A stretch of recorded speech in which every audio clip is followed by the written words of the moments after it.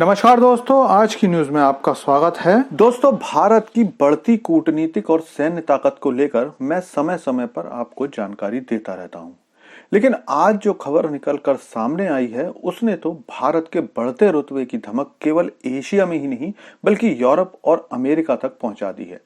दरअसल खबर आ रही है कि भारत ने पूरे दुनिया के सबसे शक्तिशाली कहे जाने वाले देश अमेरिका, रूस और चीन को पछाड़कर ओमान के एक बंदरगाह दुकम पर अपना बेस बनाने के लिए ओमान को राजी कर लिया है। ये सारी खबर है क्या और क्यों पूरी दुनिया के सबसे ताकतवर देशों को छोड़कर ओमान भारत को इस बंदरगाह पर जगह देने के लिए राजी हुआ है, इस पर बात करते हैं। लेकिन आपसे रिक्वेस्ट है कि चैनल को सब्सक्राइब कर लीजिए, क्योंकि यहाँ आपको डिफेंस, फाइनेंस और फॉरेन पॉलिसी पर वीडियोस रोज मिलते हैं। तो दोस्तों, खाड़ी में जब कभी भी भारतीय मित्रों की बात होती है तो दो देशों का नाम सबको याद आता है, और वो है यूएई और सऊदी अरब। अब ये बात 16 आने सच भी है कि भारत के इन दोनों देशों से बहुत मजबूत रिश्ते हैं, और केवल यही दोनों देश हैं जिनके प्रमुखों एमबीजेड और एमबीएस को भारतीय प्रधानमंत्री नरेंद्र मोदी ब्रदर कहकर संबोधित करते हैं। लेकिन एक और देश है जो हालांकि खबरों में तो बहुत कम रहता है, लेकिन वो न केवल जियोपॉलिटिकल दृष्टि से बहुत महत्वपूर्ण है बल्कि उसके भारत के साथ भी बहुत मजबूत रिश्ते हैं, और ये रिश्ते सैकड़ों सालों पुराने हैं। दोस्तों, मैं बात कर रहा हूं ओमान की।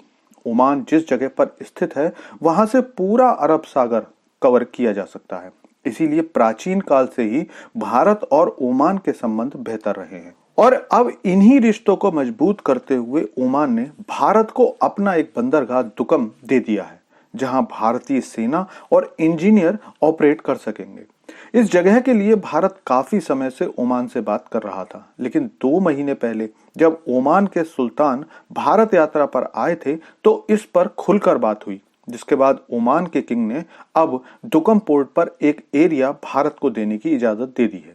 हालांकि आपको बता दूं कि ओमान पहले भी भारत से दुकम बंदरगाह के बारे में बात कर चुका है, और ये तब हुआ था जब India middle east Europe corridor बनाने की बात हुई थी। उसी समय ओमान ने ऑफर दिया था कि मिडिल ईस्ट को जाने वाला माल भारत दुकम में उतार सकता है। वहां से सऊदी अरब होते हुए ये कॉरिडोर इजराइल, ग्रीस और फिर यूरोप जा सकता है। लेकिन भारत दुकम को केवल व्यापारिक इस्तेमाल के लिए नहीं लेना चाहता था, बल्कि भारत चाहता था कि दुकम पोर्ट पर भारतीय नेवी भी रहे। हिंद महासागर में भारत की स्थिति को हद से ज्यादा ये मजबूत करेगी। जी हाँ दोस्तों, अब भारत दुकम पोर्ट पर ऑपरेशन स्टार्ट कर सकता है, और ऐसे में भारत के पास यूरोप को माल भेजने के 2 रास्ते होंगे। पहला रास्ता यूएई के रास्ते सऊदी अरब होते हुए यूरोप जाएगा, और दूसरा ऑप्शन ओमान होते हुए सऊदी अरब और फिर यूरोप जाएगा। भारत पहले ही सऊदी अरब में रेल लाइन निर्माण का काम शुरू कर चुका है, और ओमान ने भी भारत से यही कहा था कि India middle east Europe corridor में ओमान को जोड़कर भारत वहां के रेल लाइन निर्माण को शुरू कर सकता है। लेकिन अब बात करते हैं कि दुकम पोर्ट के सैन्य इंपॉर्टेंस क्या है। तो दोस्तों, दुकम पोर्ट की लोकेशन देखने पर ऐसा लगता है जैसे कोई बंदा अपनी बालकोनी में बैठकर पूरे हिंद महासागर को निहार रहा हो, और इसी लोकेशन की वजह से भारतीय सरकार इस पोर्ट को लेकर इतनी कोशिश कर रही थी। पिछले दिनों के घटनाक्रम ने इस पोर्ट की अहमियत और भी ज्यादा बढ़ा दी है, क्योंकि यहां बैठकर भारतीय नेवी नजदीक में ही यमन के हूती विद्रोहियों पर भी नजर रख सकती है। इसके अलावा क्योंकि भारत ने हिंद महासागर के उस क्षेत्र में सोमालियाई लुटेरों से परेशान व्यापारिक जहाजों को बचाने की जिम्मेदारी भी ली है, इसलिए भी दुकम की इंपॉर्टेंस बहुत ज्यादा बढ़ जाती है। आगे आने वाले समय में हिंद महासागर व्यापारिक दृष्टि से बहुत ज्यादा व्यस्त होने वाला है, और ऐसे में न केवल व्यापारिक जहाज बल्कि अन्य देशों के सैनिक जहाज भी इस क्षेत्र से गुजरेंगे।